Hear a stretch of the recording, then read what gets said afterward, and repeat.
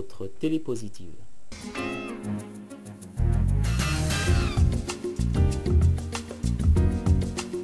Je prends.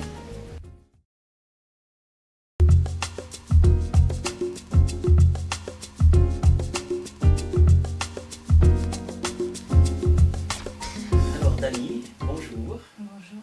Bonjour, merci d'être ici. On introduit les prochaines émissions que nous allons développer avec vous dans les semaines qui vont suivre, et on va parler de médecine chinoise.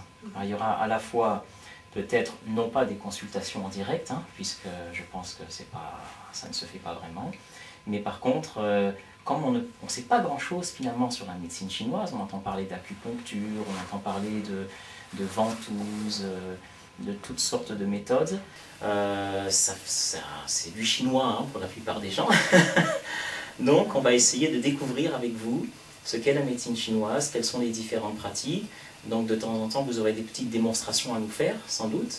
Là aujourd'hui, comment est-ce qu'on peut expliquer les fondements de la médecine chinoise et comment est-ce qu'on peut décrire le fonctionnement de l'acupuncture ou la méthode, cette pratique, les ventouses, on peut appeler ça comme ça, Oui, des ventouses. ça s'appelle comme ça. Voilà. Comment ça existait, je sais que dans la médecine française, on dit qu'il y avait des méthodes de grand-mère qui existent encore, avec des bols, espèces de pots de yaourt qu'on tourne à l'envers, des pots en verre. Je les ai là d'ailleurs. Oui. J'ai toujours mon petit sac avec mon matériel, pas loin. Toujours des ventouses pas loin. Ouais. J'ai très mal au dos. Je veux bien une ventouse. Alors, comment est-ce qu'on peut... On va vous laisser expliquer un petit peu tout ça, vous présenter aussi.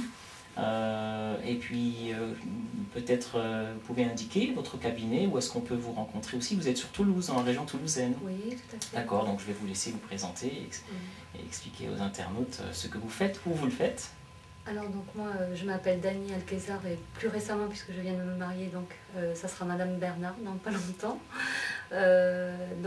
J'exerce au centre Diagonale, 18 rue des 7 Troubadours. J'exerce également chez moi à Beauzelle, donc 8 impasse de la Marquette.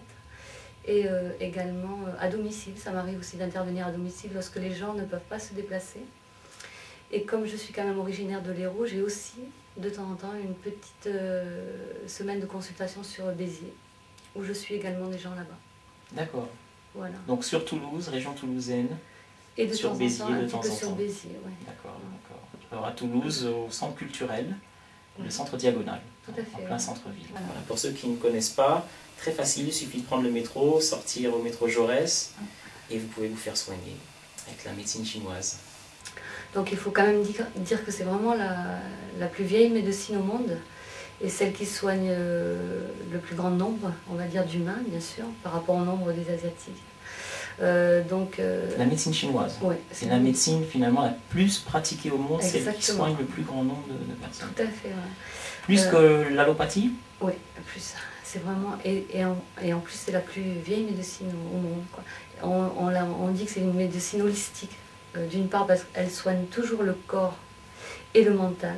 Alors, il y a des gens qui ne savent pas ce que c'est, holistique. Comment on peut... C'est ça. Ça veut dire que vraiment on ne soigne jamais que les symptômes physiques, mais le mental rentre toujours en ligne de compte. Donc c'est cet équilibre qu'il faut toujours établir, mental et corps. Cette médecine, elle comporte plusieurs disciplines. Donc peut-être la plus connue est certainement l'acupuncture, c'est-à-dire la pose d'aiguille.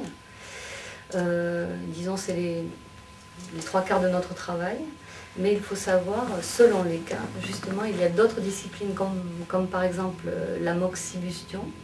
La moxibustion. Alors, je pourrais peut-être dans une prochaine émission expliquer vraiment en détail. Oui, on aura le temps de découvrir. Voilà. Ce sont des bâtonnets d'armoise, donc avec lesquels qu'on enflamme et avec lesquels on chauffe les points énergétiques. Donc ça, ces bâtonnets s'appellent des moxas, et le principe c'est la moxibustion.